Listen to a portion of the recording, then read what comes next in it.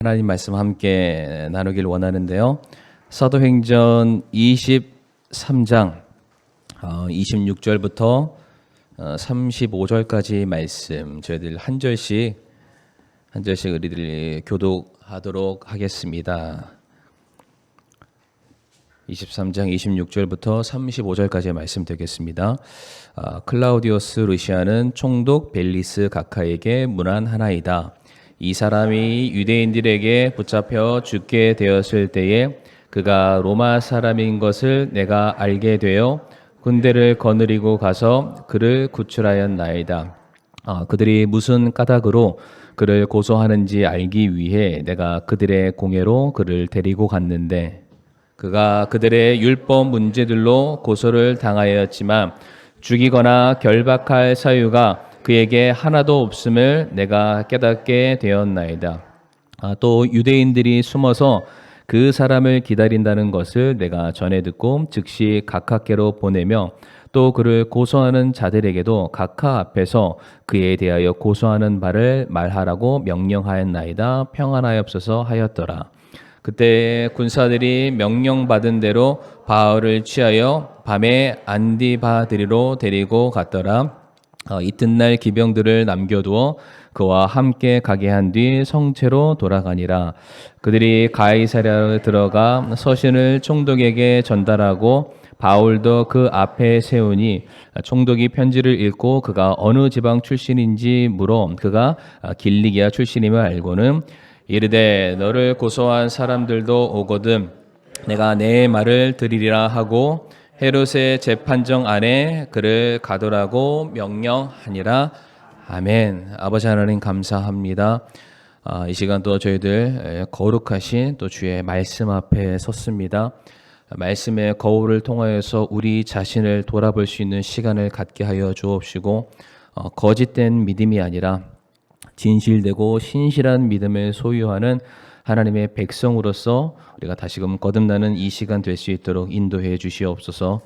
예수님의 이름으로 기도를 드리옵니다. 아멘. 자리에 앉으시겠습니다. 오늘 본문 말씀을 통해서 거짓말의 이유라는 제목으로 함께 이 아침 은혜를 나누기를 원합니다. 우리는 살면서 참 거짓말을 많이 합니다. 성도님들 혹시 나는 한 번도 이제껏 단 한치도 나는 거짓말하지 않았다. 혹시 그런 분 계시나요? 없죠? 만약에 있다고 하면은 바로 그게 거짓말입니다. 사람이 얼마나 많이 거짓말을 하냐면요. 짧은 5분에서 10분의 대화 사이에서도 한 2번에서 3번의 거짓말을 한다고 합니다. 그게 이제 악의가 됐든 선의가 됐든 어떤 있는 사실 없는 사실 머릿속에 그냥 그런가 보다라는 그런 말로 거짓말을 2번, 3번 하고요. 하루 종일 몇 번 거짓말 할까요? 한 10분 대화에 한 2-3번 거짓말을 한대요. 눈만 뜨면 거짓말 하는 거예요. 눈만 뜨면. 하루에 심지어 사람이 200번이나 거짓말 한다고 합니다. 제가 말하는 게 혹시 거짓말처럼 느껴지십니까? 그럴 줄 알고 증거 자료를 하나 가져왔습니다. 화면 띄워주시면 관련 기사 뉴스인데요. 보이시나요? 10분간 대화하는 동안 적어도 한 번은 거짓말을 한다. 그리고 하루 평균 한 200번 정도 거짓말을 한다. 성도님들 우리가 얼마나 거짓말을 많이 하면 4월 1일이 무슨 날인지 아시죠? 만우절. 얼마나 사람이 많이 거짓말을 하면 그날을 기념하기 위해서 만우절을 만들었을까? 우리가 이렇게 생각해도 틀리지 않을 것 같아요. 화면 내려주시고요. 우리가 사는 시대는 정말로 온갖 거짓으로 가득 차 있는 것 같습니다. 얼마나 거짓말이 많으면 이런 단어가 유행했죠. 한때 팩트 체크. 아무리 앞에서 믿을 만한 사람이 뭔가를 얘기해도 심지어 뉴스에서 이것이 옳다 그렇다 얘기를 해도 그것마저도 우리가 정말로 진실 여부를 확인해 봐야 된다. 팩트 체크를 꼭 하자라는 말이 유행할 정도였고요. 요즘은 전화 받는 게 참 무서워요. 아는 사람은 이름이 뜨니까 받습니다. 그런데 모르는 번호가 오면은 일단 겁부터 먹습니다. 이거를 받아야 되나 말아야 되나. 우리 성도님 혹시 그런 거 없으시나요? 일단 피하게 돼요. 안 받게 됩니다. 제가 웬만하면 우리 성도님들 전화번호 다 저장하고 있는데 혹여나 제가 안 받는다고 해서 오해하지 마시길 바랍니다. 어쨌든 전화를 받으면은 이게 보이스피싱이 딱 있잖아요. 그것 때문에 진짜 한 가정이 한 가문이 폐가 망신하는 그런 일들도 있다 보니까 하여튼 거짓말 때문에 이 사회가 불신 사회로 계속해서 거듭나는 것은 아닌가 생각을 해보게 됩니다. 하나님께서도 우리 인간들의 그런 거짓됨을 아시기 때문에 10계명 중에 제 9계명 너희는 거짓말하지 말라라고 처음부터 딱 선포하셨어요.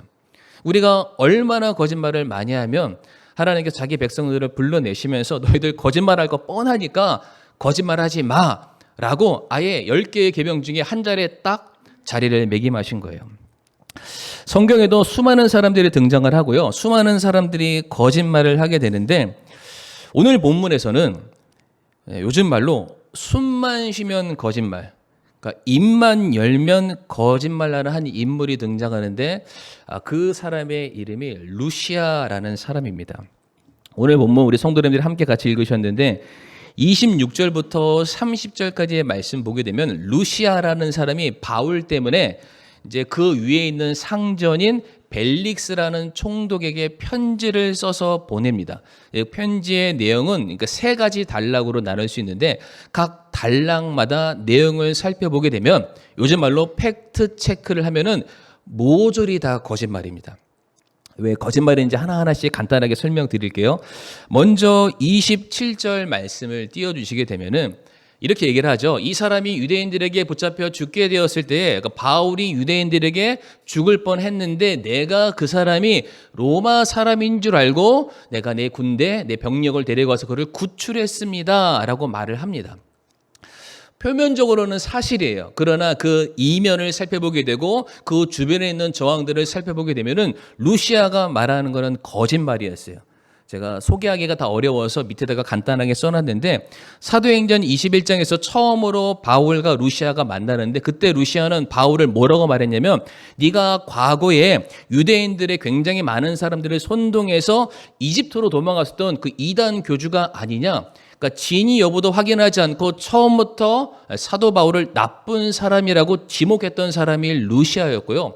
그리고 22장 24절 말씀 보게 되면은 바울 때문에 수많은 유대인들이 굉장히 들끓고 있었잖아요. 혈기가 왕성했잖아요. 그러니까 그로 말미암아 민중이 선동되고 커다란 어떤 밀란이 일어날 것을 루시아가 염려해서 사람들의 눈치를 보고 그냥 사도 바울을 죄도 묻지 않고 먼저 그에게 채찍질을 가하게 됩니다.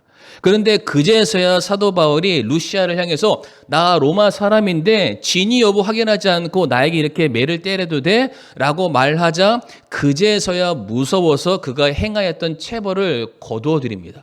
심지어 루시아가 어떤 말까지 하냐면 나 돈 주고 로마 시민권 샀는데 너도 혹시 그런 부류의 사람이 아니야? 라고 말할 정도로 계속해서 사도 바울을 의심했던 사람이 루시아였어요. 근데 여기서는 뭐라고 말하냐면 내가 모든 것을 다 알고 사도 바울이 험한 일을 당하기 전에 내가 그를 건졌다라는 식으로 거짓말을 하고 있죠. 그 다음에 29절 말씀 보게 되면 바울에 대한 고소 고발에 관련된 것을 루시아가 살펴보니까 죄에 대한 항목이 없는 거예요. 율법에 대해서도 그렇고 로마 제국의 법에 의해서도 저촉되는 것이 아무것도 없습니다. 쉽게 말해서 벨릭스에게 말하기를 나의 상관이시여 이 바울이라는 사람을 향해서 내가 편지를 쓰나 이 사람은 무죄한 사람입니다 라고 편지를 썼던 거예요. 성도님 생각해 보세요. 무죄한 사람을 붙잡을 이유가 있을까요? 무죄하면 훈방 조치를 하든지 풀어주든지 석방해 주든지 해야 되잖아요. 그런데 루시아의 경우에는 이 바울에게 죄가 없음을 그가 알매도 불구하고 여전히 붙들고 있습니다. 사도행전 16장에서 사도 바울이 바나바와 함께 감옥에 붙잡혔었던 그 이전의 사건이 한 번 있었는데 그때 사도 바울이 나 로마 사람이야 라고 말을 하니까 빌립보 관수가 그 소리를 듣고 깜짝 놀라서 얼른 가라고 나에게 험한 일이 생기지 않도록 얼른 가라고 풀어줬던 사건이 있습니다. 그러니까 그가 동일하게 로마의 어떤 질서를 아는 사람이라면 사도 바울이 죄 없음을 안다면 더 이상 죄에 대해서 묻지 않고 그 자리에서 풀어주는 게 맞습니다. 그러나 루시아는 전혀 사도 바울을 풀어주지 않게 되죠. 여전히 그를 자기의 어떤 영역 안에 가두고 계속해서 죄에 대해서 묻는 모습을 우리가 알 수가 있고요. 30절 말씀 볼까요? 30절 말씀 보게 되면 무슨 말을 하고 있냐면 루시아가 말하는 거예요. 지금 벨릭스 총독에게 내가 사도 바울을 보내는데 내가 사도 바울을 보내는 것은 내가 원해서 보내는 것이 아니라 사도 바울을 죽이기 위해서 혈안이 되어 있는 이 유대 사람들 때문에 내가 어쩔 수 없어서 보냅니다라고 말하는 거예요. 아니 자기가 때렸어요. 자기가 가뒀어요. 그리고 자기가 신문했고 자기가 재판하고 있습니다. 엄격하게 말하면 엄밀하게 말하면 모든 책임이 루시아에게 다 있는데 루시아가 말하기를 나와 바울은 아무런 상관이 없습니다. 혹여나 바울 때문에 바울이 로마 시민권자임을 알았잖아요. 그러니까 그것 때문에 혹여나 나에게 오게 돼 안 좋은 일이 있을까 봐 애시당초 손을 확 그어버리는 모습을 보여줘요. 책임을 전가하고 있습니다.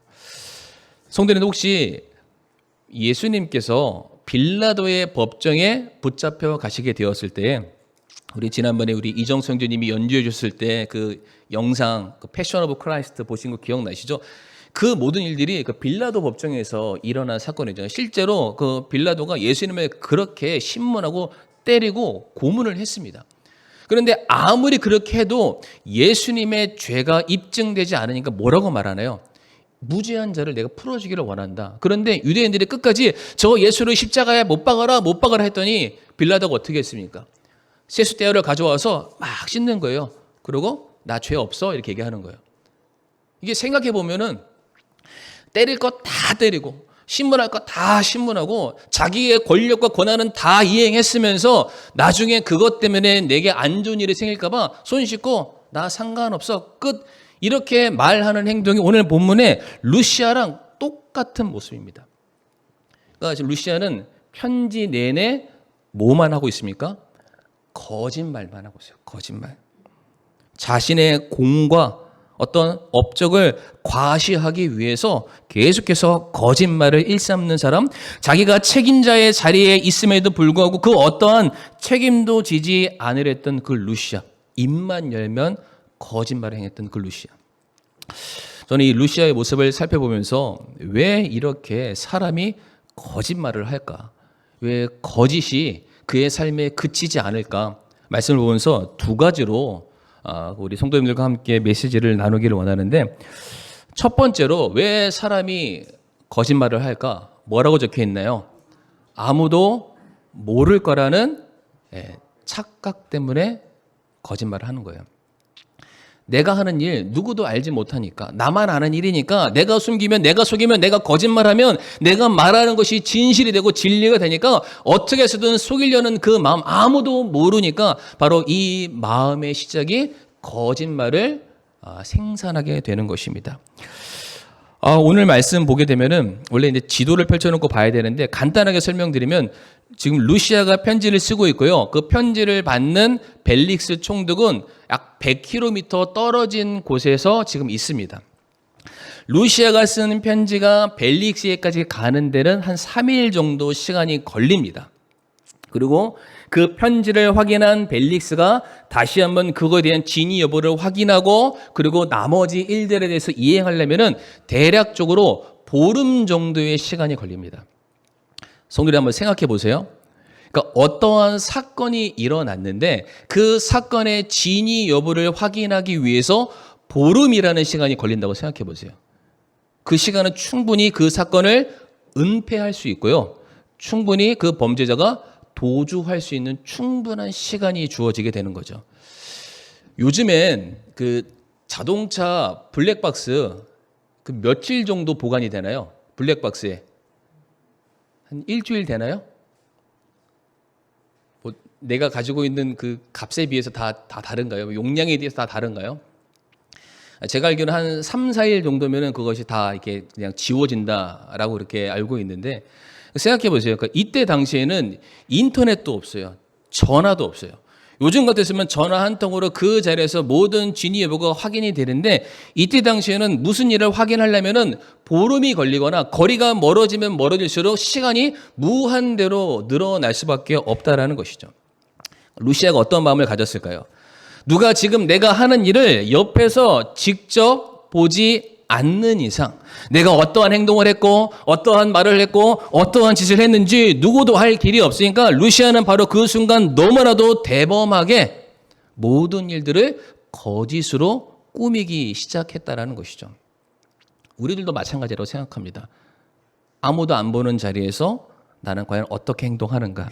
그런데 성경 말씀 보니까 성경에도 거짓말하는 수많은 사람들이 등장하는데 그 사람들의 특징들을 살펴보니까 그들 전부 다 무엇인가 감추고 숨기고 은폐하는 모습을 제가 발견하게 됐습니다.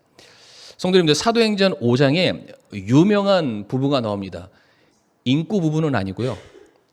아나니아와 삽비라 부부가 등장하죠. 헌금과 관련된 내용인데 사도행전 5장 1절과 2절 말씀 한번 띄워주시길 바랍니다. 읽지는 않겠습니다만 이 부부가 어떤 행동을 합니까? 노란색 글씨에 보면 뭐라고 되어 있죠? 무엇을 감추었고요.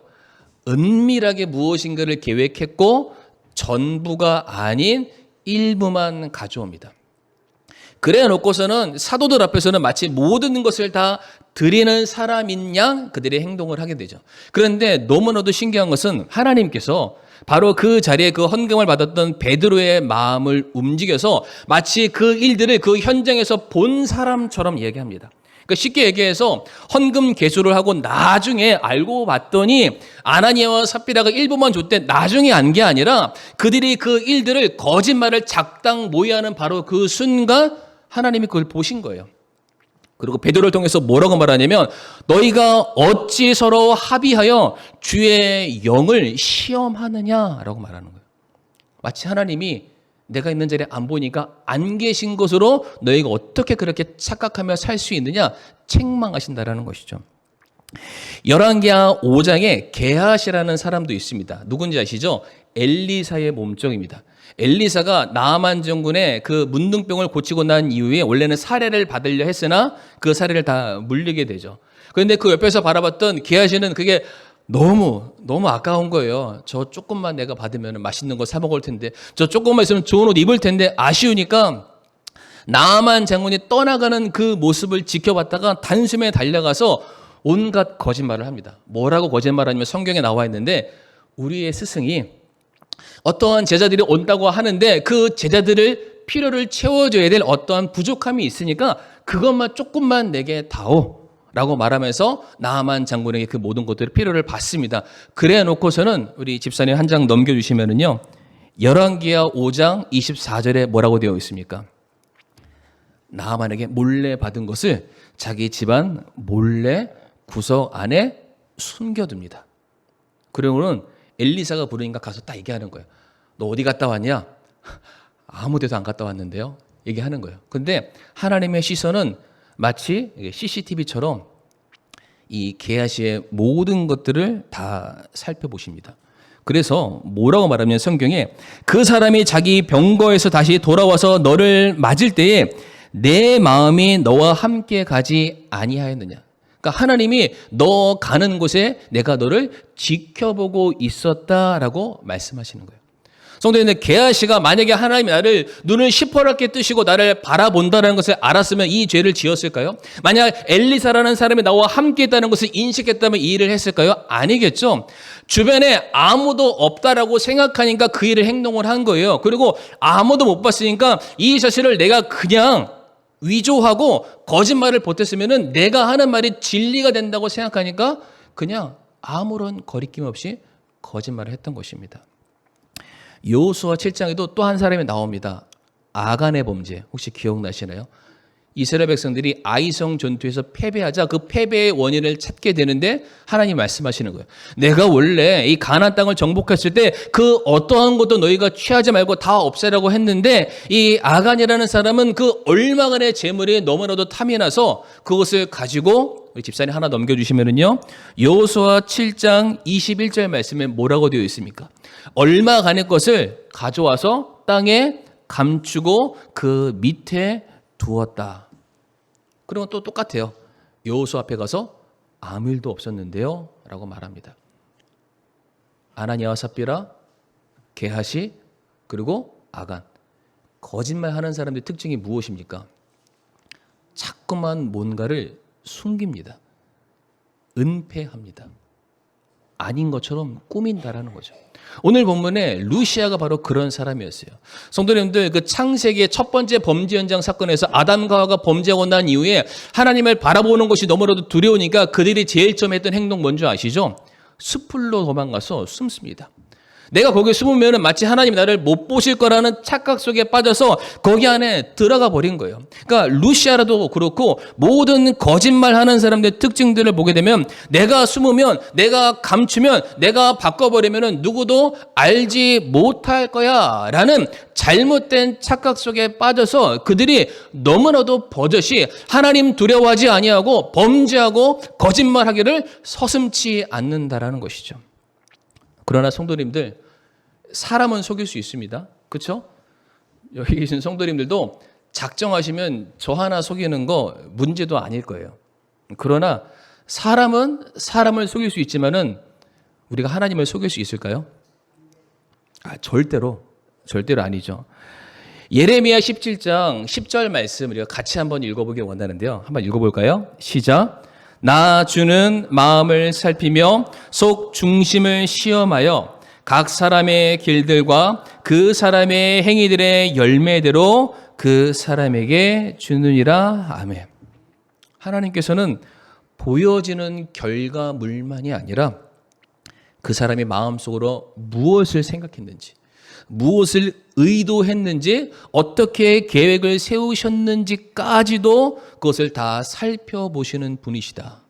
그래서 히브리서 4장 13절 말씀 보게 되면 그분의 눈앞에서 드러나지 아니하는 창조물이 하나도 없고 모든 것이 우리와 상관하시는 그분의 눈에 벌거벗은 채 드러난다. 철저히 숨기려 해도 숨길 수가 없다.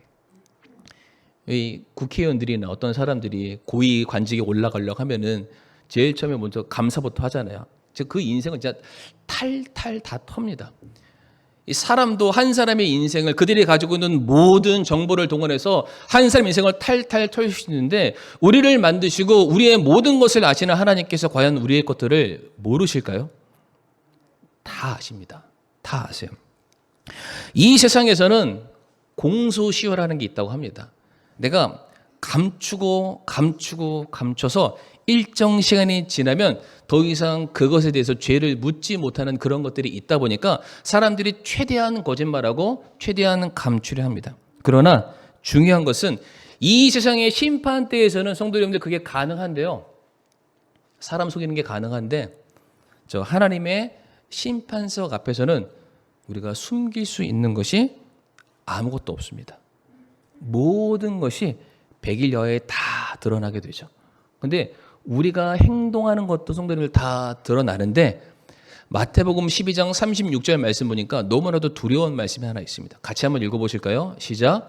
오직 내가 너희에게 이르노니 사람들이 무슨 쓸데없는 말을 하든지 심판날에 그것에 대하여 회개 보고를 하리라. 아멘. 우리가 제가 처음에 뭐라고 말씀드렸죠? 하루에 사람이 몇 번 거짓말 한다고요? 200번. 곱하기 365 곱하기 내가 살아온 인생. 하나님도 피곤하실 것 같아요. 그 수많은 가지 것들을 다 기억하시고 언젠가 그것에 대해서 회개 보고하는 날이 있다라는 거예요. 그러니까 우리 속에 있는 것이 밖으로 나올 수밖에 없잖아요. 우리가 하나님과 친밀한 교제를 나누게 된다면 우리 안에 선한 것이 나올 수밖에 없겠죠. 그러나 성경 말씀 보게 되면 우리가 하나님을 떠나게 되면 우리가 악한 것과 교제하게 되면 우리 안에 악한 것들이 나올 수밖에 없다라고 말씀을 하십니다. 다시 한번 말씀드리지만 우리는 하나님 앞에 숨길 수 있는 것이 아무것도 없습니다. 루시아가 벨릭스를 속였을지는 모르지만 지금 하나님께서는 루시아의 모든 행적들을 그대로 따라가면서 모든 것들을 낱낱이 기록하고 계세요. 우리의 삶도 마찬가지입니다. 우리 성도님들 어디서 무엇을 하시는지, 어떤 말을 내뱉고 계시는지, 그 모든 말의 씨앗들이 열마가 되어서 다시금 거두게 될 그런 날이 있을 것입니다. 그래서 시편 139편 1절과 4절과 7절 말씀, 우리 이 말씀 좀 천천히 읽어보기를 원하는데요.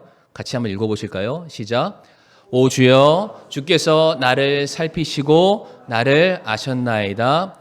보소서, 오 주여, 내 혀의 말 중에 주께서 알지 못하는 것이 단 하나도 없나이다. 내가 주의 영을 떠나 어디로 가리이까? 혹은 내가 주의 앞을 떠나 어디로 피하리까? 아멘. 하나님 앞에 숨길 수 있는 것 그 어디에도 없습니다. 그래서 혹여나 우리 사랑하는 성도님들, 내가 하나님과의 관계 속에서 무엇인가 거짓말하는 것이 기억난다면 그는 미쁘시고 의로우사 우리의 모든 죄를 사하시는 분이시기 때문에 그분께 나아가 회개하시는 저와 성도님들이 되기를 바라겠습니다.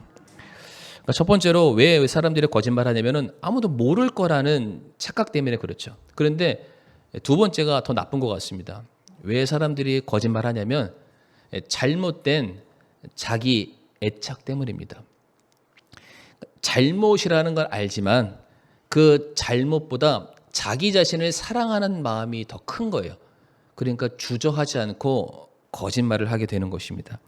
오늘 루시아가 썼던 편지를 살펴보게 되면은 철저하게 자기 중심적, 자기 이익을 도모하기 위해서 그는 편지를 씁니다. 편지의 내용들을 보면은 총독 벨릭스를 문안하고 그를 칭송하고 그를 위해서 편지를 쓴 것 같지만 이미 우리가 살펴본 것처럼 루시아는 철저하게 자기 자신을 지키기 위해서 이와 같은 편지를 쓰게 됐다라는 거예요. 자기를 사랑해서요. 벨릭스를 존경하고 벨릭스를 아끼기 때문에 그 쓴 것이 아니라 자기를 사랑하는 마음에 어떻게 해서는 자신의 의로움을 끝까지 입증시키고 싶어서 거짓말을 계속해서 보태서 나는 아무런 잘못이 없는 사람이다 꾸미는 그런 사람이었다는 겁니다. 그런데 성도님들, 성경 말씀을 보게 되면 내가 진정으로 하나님을 사랑하면 우리는 거짓말하지 못한다라고 되어 있습니다. 굉장히 우리가 좀 염두에 둬야 될 말씀이에요. 내가 정말로 하나님을 사랑한다면 우리는 절대로 거짓말하지 못한다라고 되어 있습니다. 어떤 말씀인지 아시나요? 다 같이 고린도후서 11장 31절 말씀 보도록 하겠습니다. 고린도후서 11장 31절 말씀 같이 한번 읽어보실까요? 시작. 영원 무궁토록 찬송받으실 하나님 곧 우리 주 예수 그리스도의 아버지께서 내가 거짓말하지 아니하는 것을 아시느니라. 아멘. 성도님들, 이 말씀을 우리가 오해하지 말아야 될 것은 사도 바울이 죄를 짓지 않았다라는 게 아닙니다. 사도 바울이 완벽하게 의로운 삶을 살았기 때문에 이 고백을 남기는 게 절대로 아닙니다. 사도 바울도 죄 짓습니다. 사도 바울도 넘어지고 연약해서 우리가 똑같은 성정을 가진 자이기 때문에 그도 범죄합니다. 그러나 사도 바울의 경우에는 그가 고백하기를 내가 범죄하였음에도 불구하고 루시아라든지 게하시라든지 아나니아와 삽비라처럼 무엇인가를 감추고 숨기고 은폐하지는 않습니다. 내가 하나님께 내가 잘한 거는 잘한 대로, 못한 것은 못한 대로 내가 하나님께 모든 것을 내가 다 말씀을 드리는 자임을 아시지 않습니까? 지금 그 고백을 하고 있습니다. 성도님들, 우리 부모님 되시는 분들은 아마 아실 텐데 이제 우리 자녀들이 다 커서는 뭐 얘기도 안 하니까 모르지만은 이게 어렸을 때 딱 찾아와서 뭔가 잘못한 거 있었을 때 이제 부모님 앞에 찾아와서 딱 얘기하는 거 딱 들어보면은 우리 성도님들 얘기 다 안 들어도 아시죠? 이게 거짓말인지 진짜인지 안 봐도 비디오입니다. 안 봐도 비디오. 요즘은 안 봐도 비디오 하면은 옛날 사람이래요. 비디오를 모르니까 안 봐도 유튜브입니다. 딱 보면은 표정에서 말투에서 거짓말 하는지 안 하는지 다 알아요. 근데 거짓말했을 때 부모님들 혹시 어떤 마음 드십니까? 그러니까 그거에 대한 진위 여부는 중요한 게 아니에요. 거짓말 했다는 것 자체가 마음에 큰 좀 상처가 될 때가 있잖아요. 그러니까 사도 바울의 마음이 그랬던 거예요. 차라리 내가 죄를 지었을지언정 내가 하나님 앞에는 숨기지는 말자. 왜 내가 하나님께 숨기면 어차피 다 아시는데 아는 일을 없는 것처럼 꾸며서 하나님 앞에 내가 더 큰 죄를 지음으로 말미암아 하나님의 마음을 아프게 드리는 것은 내 삶에 용납할 수 없는 부분이다. 사도 바울이 성경 여러 곳에 얘기를 하잖아요. 나는 주님의 흔적을 내 몸에 가진 자다. 주를 위해서 내 목숨도 기꺼이 바칠 수 있는 자다. 다시 말해 사도 바울의 삶은 누구보다 아니 자기 자신보다 주님을 더 사랑하는 그런 사람이었어요. 그러니까 설령 내가 잘못한 게 드러나서 내가 죄인이라는 치부를 받을지언정 내가 하나님을 향한 그 사랑만큼은 내가 입증받고 싶다. 그래서 내가 잘못한 것은 사실이지만 감추지 않고 모든 것을 다 하나님께 말하는 사람. 그래서 고백하는 거예요. 하나님 아시잖아요. 그러니까 베드로가 주님 내가 주님 사랑하는지 아시죠? 라고 고백했던 것처럼 바울이 말하는 거예요. 적어도 나는 하나님 앞에서는 숨기지는 않습니다. 성도님들 어떠시나요? 이게 바울처럼 다 미주알 고주알 하나님께 다 말씀하시는 스타일이신가요? 아니면은 루시아처럼 뭔가 이렇게 다 깨속에서 인마이 포켓 숨기시는 분들이신가요? 적어도 하나님의 심판석 앞에 우리의 치부가 드러나기 전에 우리가 정말 하나님 앞에 그 온전한 관계를 우리가 유지했으면 좋겠습니다. 그런데 성경 말씀 보니까요, 이 세상이 가면 갈수록 거짓으로 가득 차게 된다라고 말씀을 하십니다. 그러니까 아마 성도님들도 아마 그런 거 많이 느끼셨을 거예요. 옛날보다 요즘이 거짓말이 더 판치죠. 옛날에는 이게 아파트 현관문 다 열고 지내셨잖아요. 아니신가요? 근데 요즘은 꼭꼭 다 닫아야 됩니다. 불신의 시대. 왜? 사람들이 거짓말하니까. 자기의 이익을 취득하기 위해서 남들을 얼마나 등쳐먹는 그런 시대, 거짓의 시대를 사니까 사람들이 불안한데 이미 성경이 그것에 대해서 예견을 하고 계셨습니다. 디모데후서 3장 1절과 2절 말씀 한번 볼 텐데요. 디모데후서 3장 1절과 2절 말씀. 또한 이것을 알라. 즉 마지막 날들의 위험한 때가 이르리니. 그러니까 종말의 때를 주님이 말씀하시는데 그 종말의 때가 그냥 끝을 말하는 것이 아니라 그때가 위험한 때다라고 말씀하세요. 근데 왜 위험한지를 2절부터 말씀하시는데 그 위험의 첫 번째 요소가 뭐라고 되어 있습니까? 사람들이 자기를 사랑한대요. 아니, 나를 사랑하는 게 뭐가 위협적인 요소가 될까요? 그런데 자기를 사랑함이 이 마지막 때의 위험한 요소다라고 말씀을 하세요. 왜 그럴까요? 자기를 사랑함으로 말미암아 그 뒤에 많은 것들이 이게 줄줄이 사탕으로 막 쫓아오는 거예요. 나를 너무나도 사랑하니까 내가 나의 필요를 더 많이 채워야 되잖아요. 그것이 도에 지나치면 뭐로 바뀌나요? 탐욕으로 바뀌게 됩니다. 많이 가졌으니까 남들과의 관계 속에서 자랑할 게 많아지잖아요. 자랑할 게 많아지니까 교만해지는 것이고요. 교만해지니까 그냥 끝까지 올라갑니다. 내가 정말로 잘난 사람인 줄 알고 하나님의 자리까지 오르게 되는.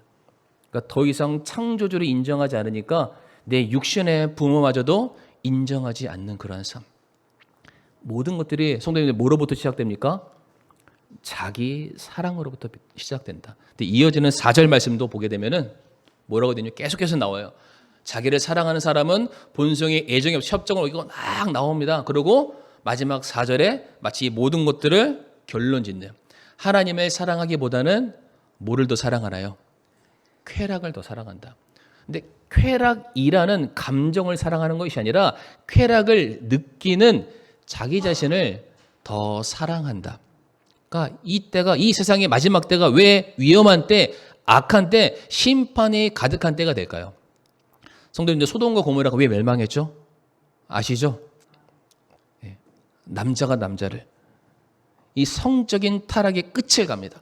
어떻게든 사람들이 자기의 욕구와 탐욕을 어떻게든 채우기 위해서 자연의 이치와 순리를 다 거스르는 행동들, 이 모든 것들, 바로 그러한 것들이 창궐하게 되었을 때 그때가 마지막이고 하나님이 그때 심판하시겠다라고 말씀을 하세요. 근데 중요한 거는 이러한 사람들이 5절 말씀에 뭐라고 되어 있습니까? 그들이 하나님의 성품의 모양은 있으나 그것의 능력은 부인하는 사람들이라는 거예요. 그러니까 그들이 하나님을 안 믿는 사람은 아니라는 거예요. 하나님을 믿는다라고 말합니다. 내가 하나님을 사랑합니다라고 말을 합니다. 그러나 그들이 말하는 것과 그들의 삶의 그 어디에도 일치되는 것을 발견할 수 없다라고 말씀하시는 거예요. 뭘 얘기하는 거예요? 그들이 거짓말쟁이다라고 말씀하시는 거예요. 성도님들, 내가 주님을 사랑합니다라고 말하는 게 중요하지 않다라는 거예요. 그 사랑함이 내 삶에 얼마만큼 드러나고 있는지. 마지막 한 구절 찾아볼 텐데요.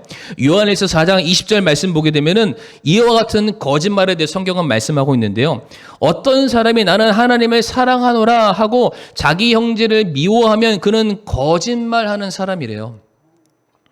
나쁜 말 하는 사람이 거짓말은 아닙니다. 과장되게 말하는 사람이 거짓말하는 사람이 아니라 내가 하나님을 사랑해요 라고 말했는데 형제를 사랑하지 아니하고 교회를 섬기지 아니하고 영혼들에 대해서 구령하지 않는 그런 사람들, 그 사람들 자체가 진정으로 하나님을 사랑하지 않기 때문에 그들이 말하는 모든 고백들은 가짜다라고 말씀하세요.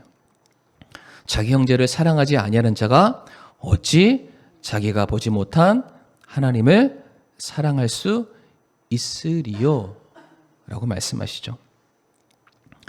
오늘 본문의 루시아는요, 계속해서 자기 자신을 다른 사람들로부터 더 과장되게 드러내기 위해서, 자기의 잘못을 감추기 위해서 온갖 거짓말로 점철된 그런 삶을 살았습니다. 근데 성도님들, 이것만 말씀드리고 마칠 텐데, 루시아가 너무나도 안타까웠던 것은 무엇이냐면요, 이 성경에서 사도 바울과 동행했던 많은 사람들이 등장을 합니다. 그런데 루시아가 사도 바울과 성경에 기록된 분량만 놓고 보면 가장 오래 있었던 사람입니다. 사도행전 21장에서부터 24장까지 루시아는 바울과 동행을 합니다.